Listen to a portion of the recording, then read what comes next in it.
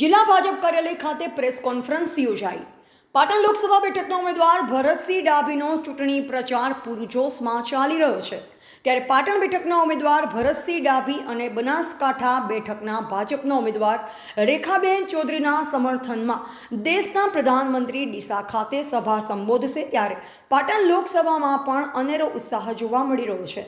આજે પાટણ જિલ્લા ભાજપ કાર્યાલય ખાતે આજે પ્રેસ કોન્ફરન્સમાં જિલ્લા ભાજપ પ્રમુખ ડોક્ટર દશરથજી ઠાકોરે જણાવ્યું હતું કે આવતીકાલે જ્યારે પ્રધાનમંત્રીની જાહેર સભા થવાની છે ત્યારે પાટણ લોકસભામાં ચૂંટણીલક્ષી તમામ બાબતોની તૈયારી થઈ ચૂકી છે।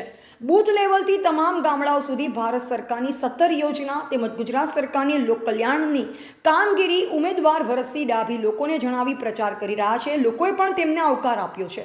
પ્રેસ કોન્ફરન્સમાં ભાજપ ઉપાધ્યક્ષ નંદાજી ઠાકોરે કોંગ્રેસ પર ચાપખા લગાવતા જણાવ્યું હતું કે કોંગ્રેસના સલાહકાર સામ પિત્રોડાએ થોડા સમય પહેલા કહ્યું હતું કે આપણા દેશના મધ્યમ વર્ગના જે કઠોર પરિશ્રમ કરી કમાય છે તેના પર વધુ ટેક્સ લગાવવા જોઈએ। એટલે કોંગ્રેસની વિચારધારા ગરીબ વિરોધી છે। જે સત્તા પર આવશે તો લોકોને માતા પિતા તરફથી મળેલ સંપત્તિમાં ટેક્સ લગાવશે। આ પ્રેસ કોન્ફરન્સમાં જિલ્લા ભાજપ પ્રમુખ દશરથજી ઠાકોર, ઉપાધ્યક્ષ નંદાજી ઠાકોર, મીડિયા સેલ જિલ્લા પ્રભારી લક્ષ્મણસિંહ, લોકસભા ઇન્ચાર્જ જયેશભાઈ દરજી, સહ ઇન્ચાર્જ ગોવિંદભાઈ પ્રજાપતિ ઉપસ્થિત રહ્યા હતા। અહેવાલ માનસી ચૌધરી, સંબંધ ભારત ન્યૂઝ, પાટણ।